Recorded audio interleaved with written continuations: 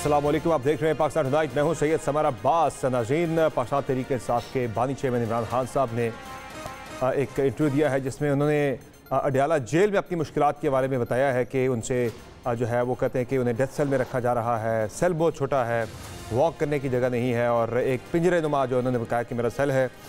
इस पर जो है काफ़ी ज़्यादा बात हो रही है। ज़रा बात करेंगे आज हम कि एग्जैक्टली सूरत हाल है कि अडयाला जेल की, जहाँ इमरान खान साहब कैद हैं। और आज बुशरा बीबी ने भी जो है सवाल उठाया है जो बैरिस्टर अली ज़फ़र साहब है उनके बारे में कि उन्हें बड़ा प्रोटोकॉल मिलता है, वो अभी तक पार्टी को रिलीफ नहीं दिलवा सके। जो कल उनकी तरफ से एक स्टेटमेंट आया था तो उस पर भी जो है बात हो रही है कि क्या ये पीटीआई की लीगल टीम पे बुशरा बीबी की तरफ से अदम एतमाद है। और इसके अलावा जनाब हम बात करेंगे जो मौलाना फजल रहमान की तरफ से कल एक बयान सामने आया पीटीआई के हवाले से कि पाकिस्तान तहरीक इंसाफ अपनी केपी की गवर्नमेंट तक जो है वो छोड़ने के लिए तैयार है।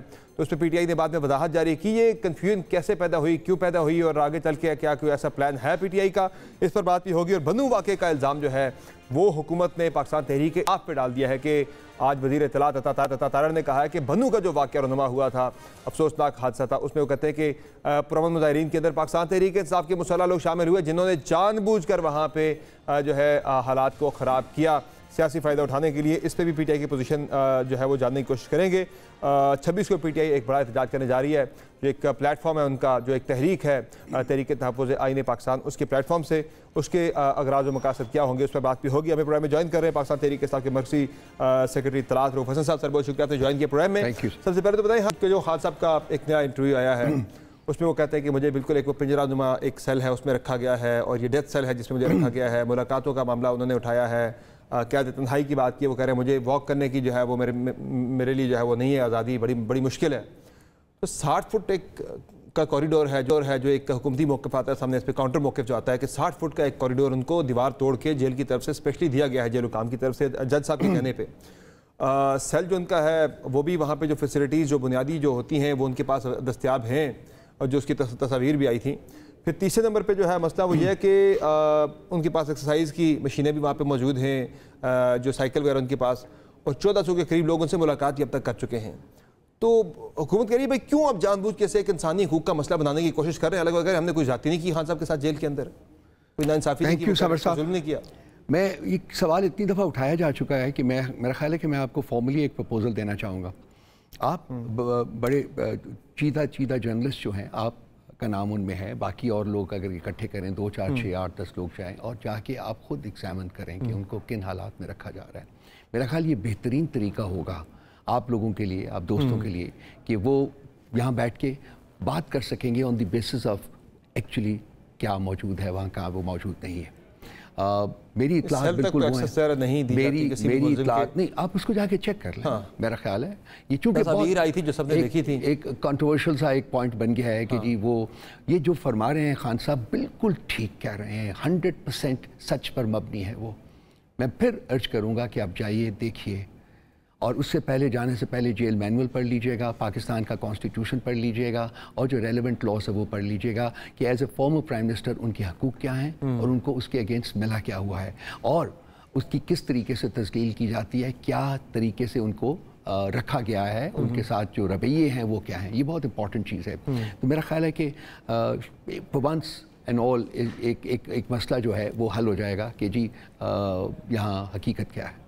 ये एक बहुत बेहतर मेरा ख्याल है कि एक प्रैक्टिकल कदम होगा और इसमें आप देखें कि हुकूमत आपको इजाज़त भी देगी, क्योंकि हुकूमत कह रही है कि ये नहीं है, वो कर रहे हैं, तो हुकूमत को आपको इजाज़त। तारड़ साहब तो कह रहे थे प्रेसिडेंशियल स्वीट है वो, जी वो आप जाए प्रेसिडेंशियल स्वीट जाके खुद आप देख लीजिए ना मेरे भाई, मैं आपके साथ जाने को तैयार हूँ, मैं जाने को तैयार हूँ। चलिए, और मैं फॉर्मली कहते हैं तो मैं लेटर पर आपको लिख भी देता हूँ जी कि ये हमारे दोस्त जो हैं वो विजिट करना चाह रहे हैं हक़ाइक़ जानने के लिए, उसके बाद बात हो सकती है। तो फिर ये गलत बयानी हो रही है, बिल्कुल 100% गलत बयानी कर रहे हैं, अपने जराइम छुपाने के लिए इस मुलम्मा जो है वो हक़ के सच्चाई के ऊपर डालना चाह रहे हैं। वैसे खान साहब को फिज़िकल तो ज़ाहिर है वो आज़ादी नहीं है कि वो जेल से बाहर निकल सकें, वो कैद तो हैं, लेकिन उन्हें आज़ादी इज़हार राय जो है वो खान साहब को दस्तियाब है कि वो जेल से बैठ के भी उनके आर्टिकल छप रहे हैं, उनके इंटरव्यूज़ आ रहे हैं जगह जगह पे, देखिए बयान ये खान साहब का हक है जिसको डिनाई नहीं किया जाए। इन्होंने हुकूमत ने, एग्जीक्यूटिव ने तो डिनाई कर दिया था, लेकिन हम कोर्ट में गए थे और कोर्ट ने कहा था कि जी जो हकूक़ हैं उनके वो उनको दिए जाएँ, और उसमें अदालत जिस दिन लगती है उस दिन मीडिया का वहाँ मौजूद होना जो है वो भी एक ऐसा हक है जो कि खान साहब को दिया गया है। और अदालती अहकाम पे मिला है वो भी जी, अदालती अहकाम नहीं रहा था वैसे। मैं ये आपको बड़ा क्लियर करना चाहता हूँ, इसमें एग्जीक्यूटिव का कोई रोल नहीं है। काफ़ी महीने तक उनको ये हक हासिल नहीं था, मीडिया बैन था। आज भी बाय द वे, आज भी अगर जाए ना तो मीडिया को अभी भी 1-2 बंदे अंदर जाने देते हैं, बहुत सारे लोग हैं जिनको कि बिल्कुल नहीं जाने देते हैं। हालांकि उसके ऊपर किसी कैसे आ जाते हैं खान साहब के जेल के अंदर से? सर, इस इंटरव्यू में देखिए, Christina Lamb is a very renowned journalist. इसमें कोई नई बात नहीं है, ये वो तमाम बातें कंपाइल की गई हैं जो कि खान साहब मुख्तलिफ औकात में, जिनका जिक्र अभी आपने किया है, जो जर्नलिस्टों के साथ उनकी बात होती है, जब भी मुकदमा होता है तो उसमें वो जर्नलिस्टों के साथ ये बातें वो पहले भी कर चुके हुए हैं। तो वो अगर उसको कंपाइल करके और उसको एक इंटरव्यू की शक्ल में या एक आर्टिकल की शक्ल में शाया कर दिया जाए तो मेरा ख्याल है कि इसमें कोई ऐसी, मैंने तो पढ़ा है, मैंने कोई नई बात उसमें नहीं देखी है जो कि खान साहब ने पहले बयान ना की हो। सही है। नहीं, वो तो एक तरीका की होती है कि वो जेल में भी है लेकिन उनके इंटरव्यूज भी हैं, वो बड़े बड़े जरीदों के अंदर छप रहे हैं। वो इसलिए मेरे भाई कि जो लोग इंटरनेशनली इंटरेस्टेड हैं इस वक्त पाकिस्तान में क्या हो रहा है, जो चीज़ें खबरें निकल रही हैं उसके बारे में तशवीश है। मैं आपको नाम गिनवा दूं कि किन किन अदारों ने कहाँ तशवीश का इजहार किया गया है, इसलिए लोग इंटरेस्टेड हैं कि आप छापें और ये फ्रीक्वेंसी जो है वो बढ़ती जा रही है उस इंटरेस्ट की। वो बुशरा बीबी का एक बयान आया है कल सामने जिसमें उन्होंने बैरिस्टर अली जफर साहब के बारे से काफ़ी उन्होंने अदम इत्मीनान का इजहार किया। वो कहती है कि बड़ा प्रोटोकॉल दिया जा रहा है बिला वजह, ये तो खान साहब को ज़रा रिलीफ नहीं दिलवा सके जेलों के अंदर भी। बुशरा बीबी का जी उनका अदम एतमाद है लीगल टीम के ऊपर। बुशरा बीबी का बयान हमारे लिए इंतहाई अहमियत का हामिल रखता है। वो बेजा उनको कैद रखा गया है, उन्होंने कोई जुर्म किया नहीं है और उनको सिर्फ खान साहब को तकलीफ़ देने के लिए, और लाजमी बात है कि वो ख़ुद भी इस टॉर्चर से गुजर रही हैं, जेल में रहना कोई आसान काम नहीं है। उनका बयान बहुत अहमियत का हामिल है। और जी बिल्कुल, सेनेटर अली ज़फ़र साहब के बारे में भी उन्होंने फरमाया है, तो इसको हम पार्टी लेवल के ऊपर टेकअप किया है। हम अली ज़फ़र साहब से भी बात करेंगे और अगर कोई जो भी कोई स्टेप्स लेने पड़े तो बाज़ाब्ता वज़ाहत उनसे मांगी जाएगी, क्यों आप रिलीफ नहीं दिलवा सकते अब तक खान साहब को? इस स्टेज के ऊपर नहीं कह सकता, लेकिन ये पार्टी फैसला करेगी और देखा जाएगा कि किस तरीके से इसमें प्रोसीड करना है। लेकिन उन्होंने जो बाकी बातें की हैं कि मैन हैंडल किया गया है और सब कुछ है, वो हमें पहले से पता है। खान साहब को अटक के ज़माने की बात है, जबकि उनके बालों में कीड़े छोड़े हुए थे कमरे में, और उनके बालों में कीड़े होते थे, वो निकाले जाते थे। तो ये खान साहब को एक तरफ आप कहते हैं कि रियासत फाशिज्म कर रही है, वहाँ पर आप दुनिया का सबसे काबिल वकील भी ले आए, वो क्या करेगा? आप जब वकील की कारकर्दगी पे अदम इत्मीनान करते हैं, इसका मतलब है कि फिर आप यानी कि ये कहना चाह रहे हैं कि गवर्नमेंट का मसला नहीं है, हमारा वकील जो है वो खान के मेजर जो केसेस हैं वो सेनेटर अली ज़फ़र साहब हैंडल नहीं कर रहे हैं, वो बाकी वकला हैं जो कि हैंडल कर रहे हैं। सो इस वक्त कोई मेजर केस उनके पास नहीं है। उन पे जो है ये फिर वो हमने जैसे कि मैंने वजह से था कि पार्टी उसको टेकअप करेगी और देखा जाएगा कि उसके ऊपर कैसे फर्दर प्रोसीड करना है, किस तरीके से इसको इस शिकायत का अजाला क्या होना चाहिए, किस तरीके से होना चाहिए। बाकी ये जो मौलाना फजल रहमान के कल के बयान से कंट्रोवर्सी बनी, अल्दो फौरी तौर पर उसके बाद ही असद कैसर साहब की तरफ से भी उनसे रब्ता किया गया और कहा गया कि हम तो कोई हमने फैसला नहीं किया KP असम्बली जो है वो तहरील करने का या KP की गवर्नमेंट छोड़ने का। क्या मौलाना फजल रहमान की तरफ से इसका मतलब है कि इंसिस्ट किया जा रहा है PTI को उस तरफ जो है वो पुश किया जा रहा है कि आप करें ऐसा, आप इस्तीफे दें और निकले सिस्टम में से बाहर दोबारा, ऐसी कोई चीज़ है? अव्वल तो ये है कि इस बयान में सदाकत नहीं है, जो कि असद साहब ने कह दिया। रात को मेरे साथ भी कोई 5-6 लोगों ने बात की थी, तो मैंने भी यही बात की थी कि नहीं, इसमें कोई सदाकत नहीं है, क्योंकि मुलाकात हुई थी सिर्फ असद कैसर साहब की, वो टीम हमारी ने मुलाकात अभी नहीं की है। तो उन्हीं से मैंने पहले पता किया था कि क्या हुआ, तो उन्होंने मुझे जो बात बताई है वो मैंने कम्युनिकेट कर दी थी। जो मौलाना साहब के साथ जो हमारी सेशंस हो रहे हैं और हो रहे हैं, उसमें मुख्तलिफ जो ऑप्शंस हैं वो डिस्कस हो रही हैं। मौलाना आपको इसका यानी कि लग ये रहा है इस सारी डिस्कशन से, आल्दो आपने डिनाई तो किया है कि हमने ऐसी कोई हमने एग्री नहीं किया, लेकिन इसका मतलब है मौलाना साहब प्रेशराइज कर रहे हैं, दबाव डाल रहे हैं कि यार दें असम्बलियों से इस्तीफे, निकलें बाहर और फिर एक ही मतलब। देखिए, मुज़ाकरात में कोई प्रेशर नहीं होता, मुज़ाकरात में ओपिनियंस होते हैं जो दोनों तरफ से आते हैं। हमारा अपना एक स्टांस है, उनका स्टांस कोई और हो सकता है, और बिल्कुल थे शुरू में जब हमने शुरू किया तो बहुत सारे हमारे तजादात थे, वो आहिस्ता आहिस्ता आहिस्ता सुकड़ के अब कम रह गए हैं। और मेरा ख्याल है कि मुझे उम्मीद है कि आइंदा 1-2 सेशंस में वो भी दूर हो जाएंगे और ये फैसला हो जाएगा। रूल आउट कर रहे हैं कि कोई नो वे, कोई इस्तीफ़ा, कोई किसी किस्म का ऑप्शन ऑप्शन किसी सूरत में भी एक्सरसाइज नहीं किया जाएगा? हम पार्लियामेंट के अंदर अपना मकाम छोड़ना नहीं चाहते, हम पार्लियामेंट में रहना चाहते हैं, केपी की हुकूमत भी नहीं छोड़ना चाहते, वहाँ भी हम रहना चाहते हैं। पिछली गलती से सीख चुके हैं। हम पार्लियामेंट से हम अगर एक मुल्क में कानून, आइन और कानून की हुकूमत हो तो उस वक्त जो ऑप्शंस होते हैं इंसान के वो डिफरेंट होते हैं, लेकिन जब आपको पता चले कि यहाँ ना आइन है ना कानून है तो उस वक्त फिर ऑप्शंस डिफरेंट होते हैं। पार्लियामेंट में हम अपनी पोजीशन को बिल्कुल वेकेट नहीं करेंगे और हुकूमत छोड़ना भी जो है वो मेरा ख्याल है कि बेमकसद सी बात है, वो हम नहीं छोड़ेंगे। अच्छा, 26 जुलाई को जमात इस्लामी ने एक ऐलान कर रखा है कि वो इस्लामाबाद में धरना देने जा रही है बिजली के बिलों में जो इजाफी टैक्सेस लगाए गए हैं उसके खिलाफ और बाकी ओवरऑल महंगाई के खिलाफ, टैक्सेस के खिलाफ। तो आपने भी जो तहरीक तहफ़्फ़ुज़ आईन पाकिस्तान, उसने भी फैसला कर लिया कि हम भी 26 को एहतजाज करेंगे असीरान की रिहाई और महंगाई और बाकी इशूज़ को लेकर। ये जमात इस्लामी के साथ मिलकर आप कर रहे हैं या आपका अलग होगा, उनका अलग होगा? हमारा अपना अलहदा है, जमात इस्लामी के साथ हमारा नहीं है कोई भी प्लेटफॉर्म, कॉमन प्लेटफॉर्म। ये सेम डे का इंतखाब करने का क्या मकसद है कि वो तो ऑलरेडी आज से काफ़ी 2 हफ्ते पहले ऐलान कर चुके कि हम 26 को करेंगे? जुम्मा है जी, उस दिन हमने जुम्मे का इंतखाब किया है जी, और हम नहीं चाहते कि और फर्दर डिले हो, इसलिए जुम्मे को 26 बनती है तो इसलिए 26 का ऐलान है। कल हमारा जो इत्तेहाद है उसी की प्लेटफॉर्म से ये डिस्कशन हुई थी और उसमें फ़ैसला किया गया। ये PTI का फैसला नहीं है। सबकत में जाने की दौड़ तो नहीं है कि जमात इस्लामी के साथ? नहीं, सबकत नहीं है भाई। हमारी पोजीशन जो है वो बड़ी मुकद्दम है, हमारी पोजीशन सबको पता है। हम 2/3 जीते हुए पॉलिटिकल पार्टी हैं।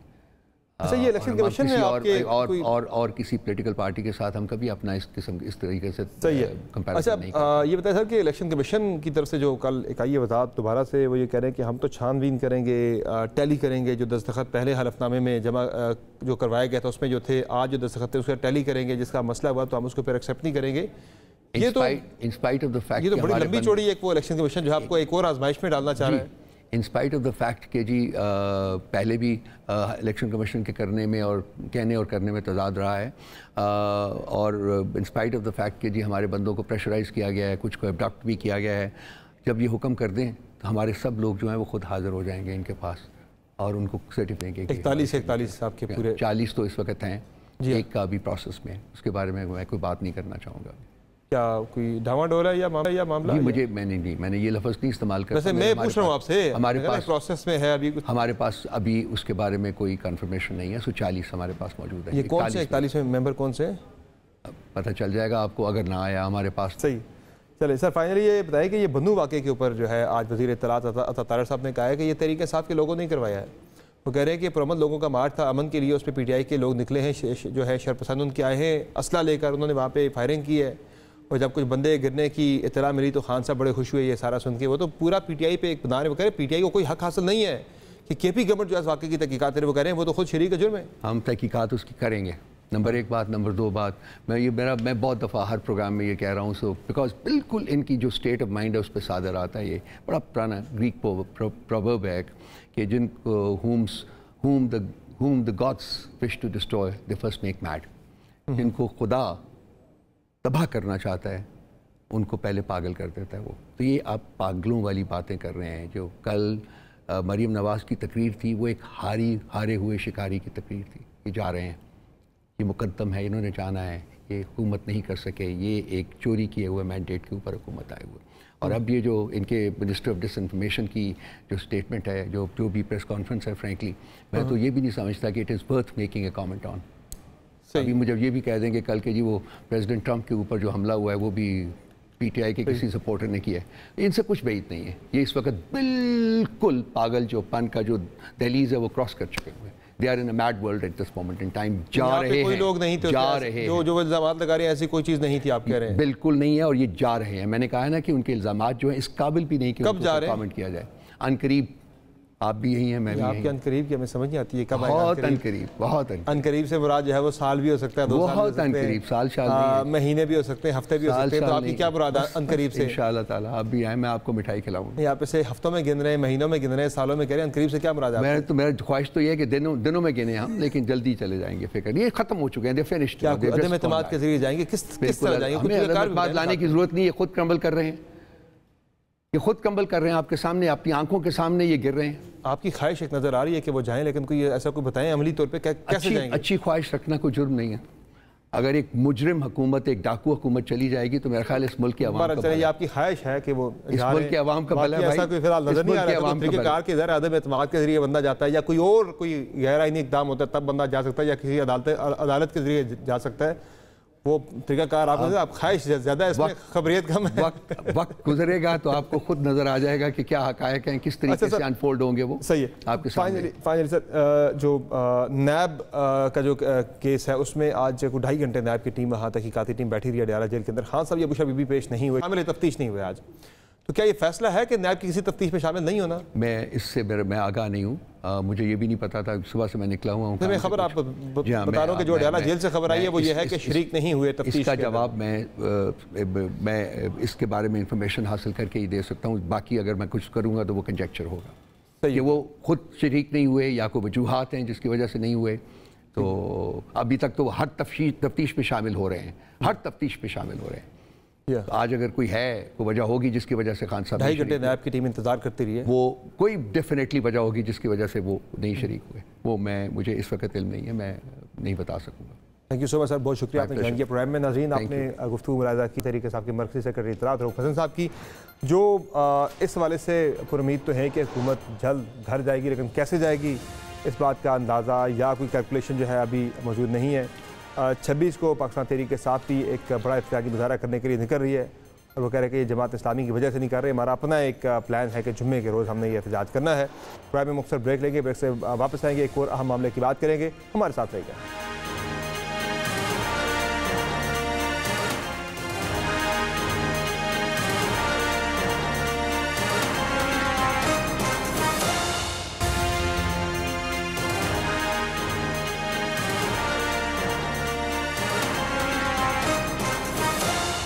वेलकम नाज़रीन, पाकिस्तान तहरीक इंसाफ और जमीयत उलमा इस्लाम फ़े के दरमियान कल से एक बड़ी मिसअंडरस्टैंडिंग चल रही है। JUI के सरबराह मौलाना फजलुर रहमान कह रहे हैं कि पाकिस्तान तहरीक इंसाफ खैबर पख्तूनख्वा असम्बली तक जो है वो कुर्बान करने के लिए तैयार है। नए इंतखाबात के लिए पाकिस्तान तहरीक इंसाफ ने इसकी पुरजोर जो है तरदीद की है कि ऐसा कुछ भी नहीं है। असम्बलियों से इस्तीफ़े या KP की हुकूमत छोड़ना, ये ऑप्शन कभी भी किसी स्टेज पर डिस्कस नहीं हुआ।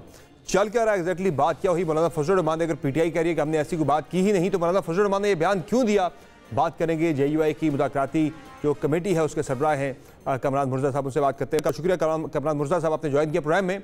सर ये बताएं कि गुज़िश्ता रोज़ मौलाना फजलुर रहमान साहब ने बयान दिया है कि PTI राज़ी है कि वो KP की असम्बली भी तोड़ देगी मुल्क में नए इंतखाबात के लिए, बाकी असम्बली से भी मुस्तफ़ी हो जाएगी।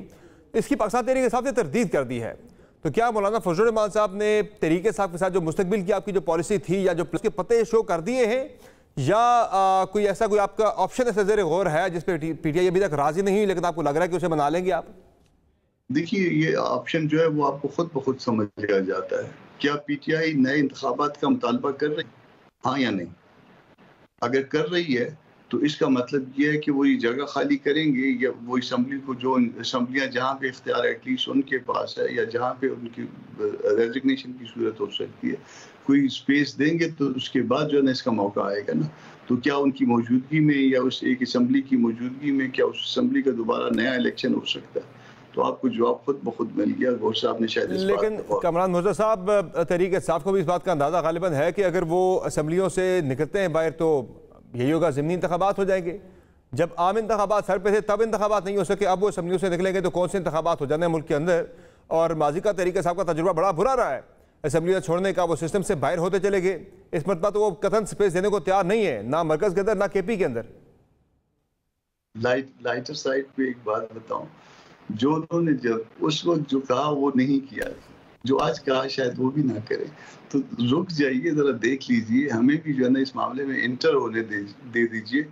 हम इंटर हो जाएंगे, मौलाना से इंस्ट्रक्शंस ले लेंगे, उनसे कोई डायरेक्ट बात कर लेंगे, तो फिर बेहतर पोजीशन में होंगे कि आपको कोई बात बता सके, वरना अभी तो हम खुद अंधेरे। अच्छा, आप तहरीक इंसाफ के साथ जो मुज़ाकरात करने कमेटी है, आप उसके सरबराह भी हैं। तहरीक इंसाफ भी जो है इस वाले से जो है वो कह रही है कि आगे 26 को एहतजाज का ऐलान भी कर रही है। पाकिस्तान तहरीक इंसाफ ने जो एक बना हुआ है इत्तेहाद, और इसके अलावा जमात इस्लामी भी 26 को सड़कों पर आ रही है। आप भी दीगर जमात के साथ मिलकर कुछ सड़कों पर आने का प्लान कर रहे हैं?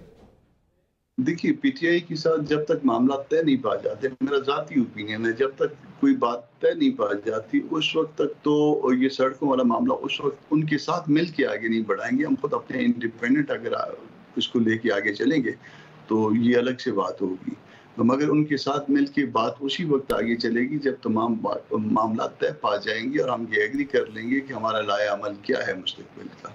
तो इसको देख लीजिए, चंद दिन में मामला सामने। लेकिन कमरान मुर्तज़ा साहब, एक तरफ आईनी ब्रेकडाउन की बातें हो रही हैं और ये भी कहा जा रहा है कि सुप्रीम कोर्ट इलेक्शन को ही कलअदम करार कर देगी। फिर फवाद चौधरी साहब भी कह रहे हैं कि चंद दिनों में 50 से 55 हल्के जो हैं वो खुल रहे हैं और इसके बाद सारा निज़ाम ही तब्दील हो जाएगा। साथ ही हुकूमत मुदावत पर भी डटी हुई है अगर ऐसा कुछ होता है। तो ऐसे में जमहूरी निज़ाम को बचाने और चलाने के लिए आप लोग क्या या किस तरह के इक़दाम उठा सकते हैं इस सिस्टम को बचाने के लिए, और बचाएंगे भी या नहीं? देखिए, जमहूरियत इस बात का हरगिज़ नाम नहीं है कि एक शख्स अगर जीता नहीं है और उसको जीता डिक्लेयर कर दिया जाए और फिर बाद में उसको तहफ़्फ़ुज़ दिया जाए। जो चोज़न रिप्रेजेंटेटिव्स हैं उनका हक है कि वो मुल्क को चलाएं और 5 साल तक चलाएं। हम उस हक का एहतराम करेंगे, मगर यहाँ पे चोज़न की बात नहीं है। हमने पहले कहा था कि इलेक्शन का ऑडिट करवा दीजिए। इलेक्शन का ऑडिट हो जाता, आज तक तो पता चल जाता कि वो चोज़न है या चोज़न नहीं है। हमने बड़े एहतराम से उनको कहा कि आप पहले अपना जायज़ होना साबित कर दीजिए। वो जायज़ होने से जो है ना, वो पता नहीं क्यों कतरा रहे हैं कि ये बात। तो पहले मिसाल इसकी मौजूद है, नासिरुल मुल्क साहब वाला जो है बंस जो था सुप्रीम कोर्ट का, उन्होंने ये इमरान खान साहब के मुतालबे पे ये सारा कुछ ये एक्सरसाइज की हुई है। अब भी ये एक्सरसाइज हो सकती थी। इधर भी जो है इसका कोई रिजल्ट निकल आना था। उस वक्त इमरान खान साहब का मुतालबा था, उनके खिलाफ बात गई थी, मगर आज मुमकिन है उनके खिलाफ बात जाती या हमारे खिलाफ बात जाती या हमारे हक में बात जाती। तो पहले अपना जायज़ होना जो है वो साबित करना जो शर्त थी, वो शर्त जो है उसमें मुस्लिम लीग नून और पीपल्स पार्टी नाकाम रहे। तो जब यह हुकूमती इत्तेहाद एक काम में नाकाम रहा है और वो आज तक जायज़ नहीं है, तो फिर इसको जमहूरियत नहीं कहा जा सकता। इस जमहूरियत को बचाने से इस जमहूरियत को खराब। कमरान मुर्तज़ा साहब, ये बताएं कि जमीयत उलमा इत्तेफाक की रियलिस्टिक कैलकुलेशन है क्या? ये हुकूमत आपको कब तक मुद्दत पूरी करती हुई नजर आ रही है, कितना अर्सा चलती हुई नजर आ रही है? और दूसरा ये बताएं कि क्या मुस्तकबिल आप देख रहे हैं इस हुकूमत का? हुकूमत अपना मुस्तकबिल खुद भी नहीं देख रही। मैंने एक दिन जो है 2 दिन पहले एक स्टेटमेंट जो है ना, वो जो हेडलाइन जंग की लगी हुई देखी थी। उसमें जो है सबसे पहले जो मेन जो हेडलाइन थी उसमें जो है ख्वाजा आसिफ साहब का बयान था कि हम हुकूमत को बचाने के लिए आखिरी हद तक जाएंगे, और उसके नीचे जो है वो 2-3-4 लाइनें कालम छोड़ के फिर जो है वो बलूचिस्तान के सीएम का बयान लगा हुआ था कि मुझे लोग गिराने के दर पे हैं। तो जिस मुल्क में जो है एक सीएम एक सूबे का और एक वजीर दिफा पूरे मुल्क का जो है इस तरह से इतने मायूस हों, तो फिर अल्लाह रहम करे उसमें उनके मुस्तकबिल। आपकी अपनी पार्टी की कैलकुलेशन क्या है? वो तो सारे चले सियासी बयानबाजी वो तो चलती रहती है। तहरीक इंसाफ जिस तरह आप कह रही है कि वो कह रहे हैं कि 1 साल के अंदर एक हुकूमत जो है इसका धड़न तख्ता हो जाना है। आपकी कैलकुलेशन क्या है? आप क्या देख रहे हैं? मेरा ख्याल है इससे पहले हुकूमत चली जाएगी। जो कुछ हुकूमत जो है ना वो जिस तेजी के साथ अपने आप को खराब कर रही है, उस तेजी से कभी किसी हुकूमत ने नहीं खराब किया। जब इस तरह की हुकूमतें जो है ना वो मामलात को लेके चलती हैं, तो फिर आगे मामलात नहीं चलते। सही है, बहुत शुक्रिया कमरान मुर्तज़ा साहब, आपने ज्वाइन किया प्रोग्राम में। नाज़रीन, आप गुफ्तगू सुन रहे थे कमरान मुर्तज़ा साहब की। प्रोग्राम में एक ब्रेक शामिल करेंगे, ब्रेक से वापस आएंगे, बात करेंगे IPPs का मामला फिर से जो है सर उठाया इस मसले ने और डिबेट में है। और मसला बड़ा इंपॉर्टेंट है कि एक पावर प्लांट से 750 रुपये फ़ी यूनिट बिजली की खरीदारी जो है वो की गई है, और एवरेज इस वक्त जो पाकिस्तानी अवाम पहले ही महंगाई की चक्की में पिस रहे हैं, वो 18 रुपये फ़ी यूनिट एवरेज वो कैपेसिटी पेमेंट में उन पावर प्लांट्स को दे रहे हैं IPPs को जो चल ही नहीं रहे। इस पर बात करेंगे ब्रेक के बाद। मिफ्ता इस्माइल साहब से हमारे साथ रहेगा।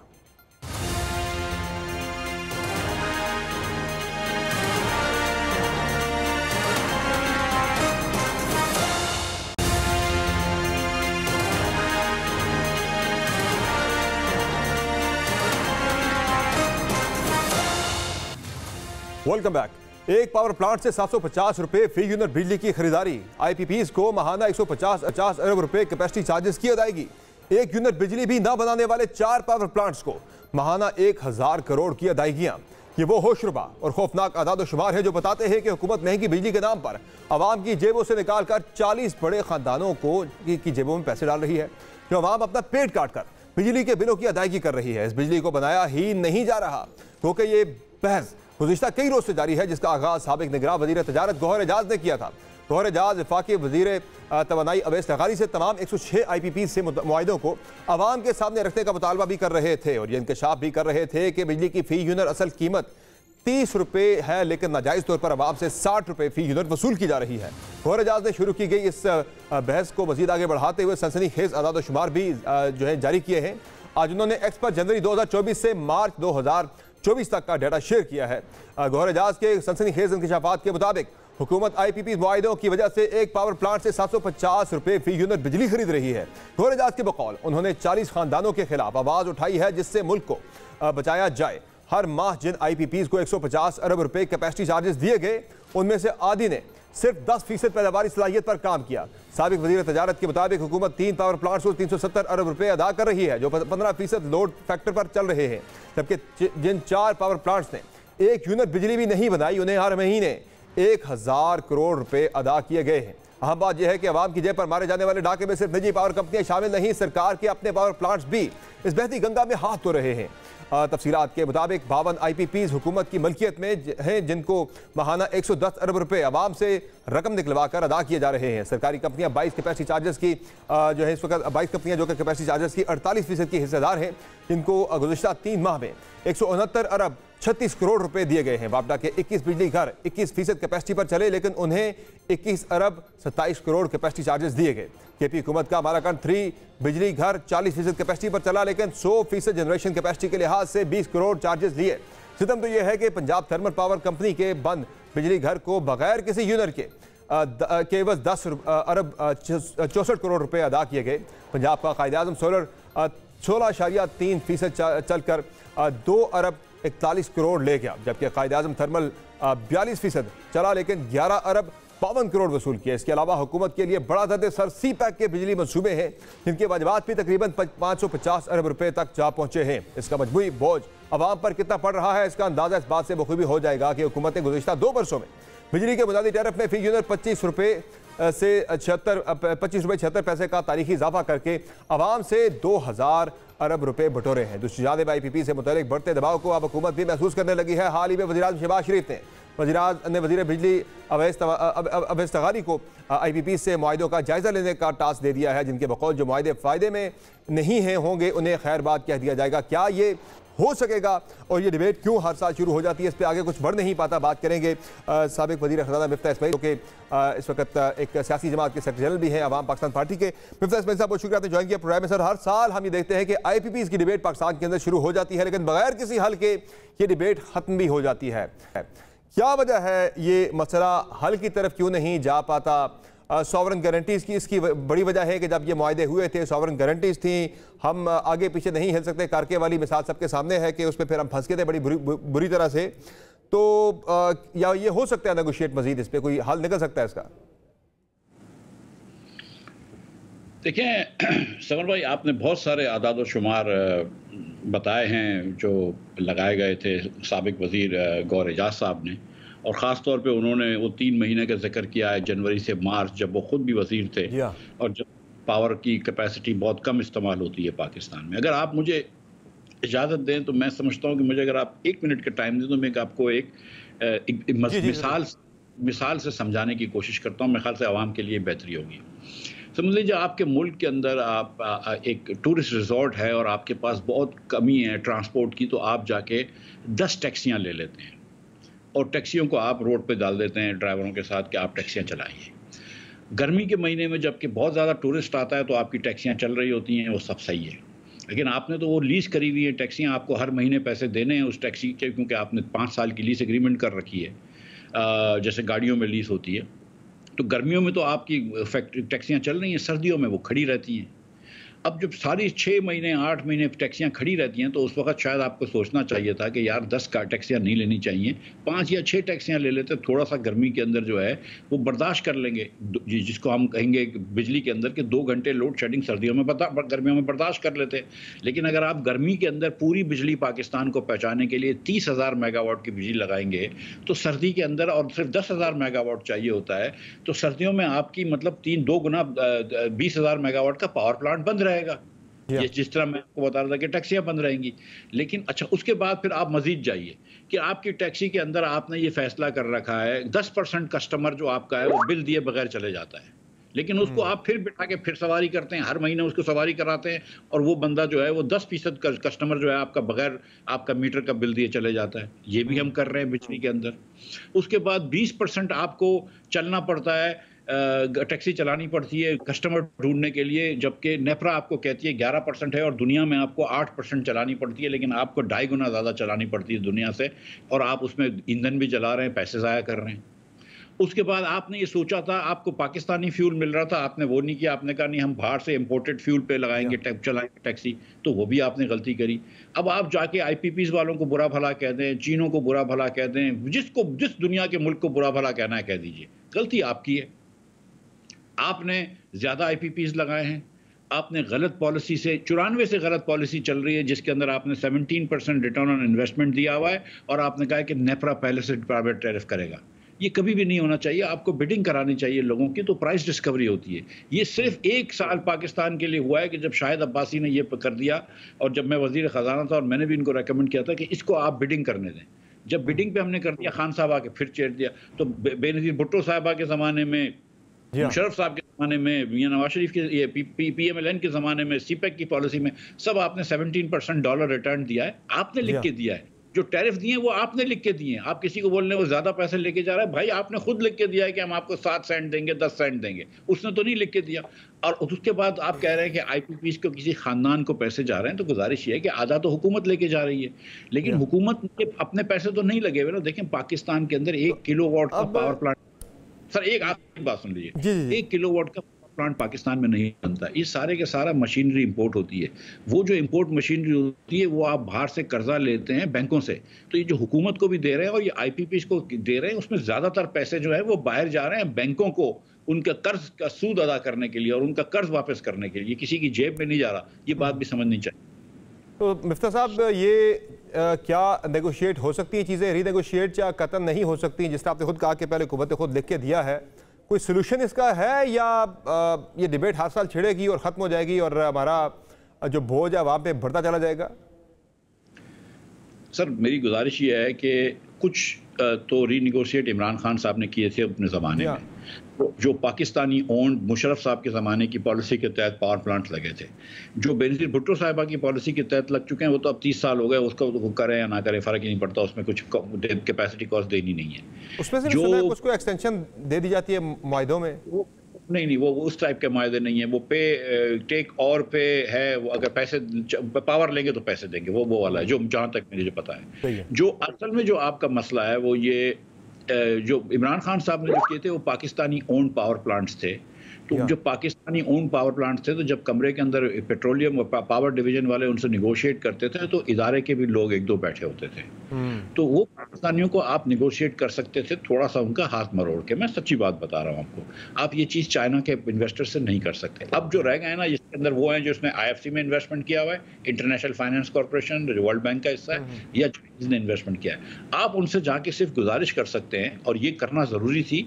जो वज़ीर आज़म गए तो यही इनको बात करनी चाहिए थी कि भाई हम जो आपको अगले 4 साल में पैसे देंगे वो हमसे 10 साल में पैसे ले लो। लेकिन यहाँ पे ये हुआ कि पाकिस्तान के अंदर भी एक उल्टी गंगा बहती है कि वज़ीर आज़म साहब जब तशरीफ ले गए तो उन्होंने कहा हमको 7 बिलियन का लोन दे दो, हमको ट्रेन बनानी है कराची से पेशावर की, हमको 2 बिलियन का लोन दे दो, हमको थाकोट से रायकोट तक एक और मोटर बनाना है। यार आपके पास पैसे नहीं है एक किसी को पुराना कर्ज वापस करने का, आप नया कर्ज लेने जा रहे हो। खुदा का खौफ करो कि इसमें से कोई डॉक्टर। मिर्जा साहब ये बताएं सर कि 18 रुपये फी यूनिट तकरीबन हम जो है ये खुद वज़ीर तवानाई भी मान रहे हैं, वैसे गारी साहब भी, कि आप फी यूनिट एवरेज जो है वो कैपेसिटी चार्जेस की मद में इस वक्त पाकिस्तानी वहाँ पे कर रही है। और अब मसले का हल ये दिया जाता है जनाब कि ज़्यादा से ज़्यादा बिजली इस्तेमाल करें। कौन इस्तेमाल करेगा? बिजली कहाँ इस्तेमाल होगी? एक तो वो CPEC के तहत जो इकनॉमिक जोन बने थे वो बने नहीं है पाकिस्तान के अंदर, और दूसरा हमारा तहसील का निज़ाम ही नहीं है जो उतना लोड उठा सके। नहीं सर, तहसील का निज़ाम जो है उसमें बहुत सारे सुकुम हैं, लेकिन इतना निज़ाम है कि वो 31-31 हज़ार मेगावाट बेचते हैं ना, हम गर्मी में बेच लेते हैं, सर्दियों में नहीं बेच सकते। देखें गुजारिश ये है कि आप 100 अरब से ज़्यादा यूनिट आप 125 अरब यूनिट बनाते हैं, 100 अरब यूनिट आप बेचते हैं, जिसकी आप क्योंकि बाकी लाइन प्रोसेस वगैरह में चलते हैं, जिसमें से आप 90% रिकवरी करते हैं जो भी करते हैं। अब चक्कर ये कि जो एवरेज कॉस्ट आपको आती है वो 34 रुपये आती है, लेकिन आप जब 60 रुपए का इसलिए बेच रहे होते हैं कि आपने कुछ लोगों को 4 रुपए का भी बेचा हुआ है। देखिए 52% हमारा जो घरेलू सारिफ है उसकी 200 यूनिट से कम है, 52%। जी हाँ। तो जो 100 यूनिट से कम ले रहा है उसकी 4 रुपए रेट है, और जो 100 रुपए के दरमियान ले रहा है उसका 15 रुपए रेट है। सही हो गया। तो बिल्कुल हुकूमत जो है वो उनको सब्सिडाइज करती है आपके बिलों से। सर, आप मुझे ये बताएं मिफ्ता साहब कि ये जो गौहर एजाज साहब, वाई गौहर एजाज, वो क्यों अचानक से जो है वो बोल उठे? एक राय ये है, एक तासुर ये है कि वो जो इंडस्ट्री को हुकूमत ने 10 रुपये 93 पैसे का देना था, एक सब्सिडी देनी थी घरेलू सार्फिन से और कमर्शियल सार्फिन की जेबों से निकाल के, वो IMF के कहने पे हुकूमत ने विड्रॉ कर ली है। उस पर अब वो इंडस्ट्री या एप्टमा जो है वो बोल रही है, गौहर एजाज साहब नहीं बोल रहे। ऐसा ये तासुर दुरुस्त है क्या? गौहर एजाज साहब जो हैं वो एप्टमा के रुए रवा हैं, मतलब एप्टमा का जो सदर हैं वो उनकी मर्ज़ी से बनते हैं। तो वो बात तो गौहर साहब जो बात करते हैं वो एप्टमा के बिहाफ पे भी करते हैं, और फेडरेशन पे भी उनका काफ़ी वो होल्ड है। तो वो दोनों चीज़ें तो हैं, लेकिन गौर साहब क्यों बोल रहे हैं ये तो आप मतलब मेरे ख्याल से गौर साहब से पूछ सकते हैं, मियाँ साहब से, मैं तो उसका नहीं बता सकता। लेकिन मैं आपसे ये गुजारिश कर रहा हूँ कि ये बात जो है ना, ये एक सस्ती सॉल्यूशंस हैं कि भाई IPPs को पैसे नहीं दो, IPPs को पैसे नहीं दोगे वो अपने प्लांट बंद कर देंगे, पूरी नहीं आएगी, ठीक है।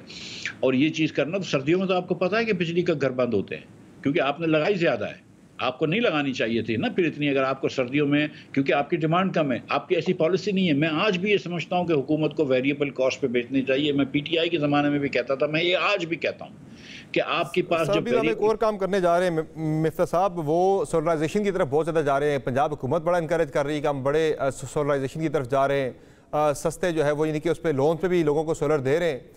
जब लोग अपनी बिजली बनानी शुरू कर देंगे, सरकार की बिजली यूज़ नहीं करेंगे, IPPs की बनी हुई, तो इसका मतलब है कि सर्कुलर डेट पे मजीद इजाफा होना ही होना है हमारा।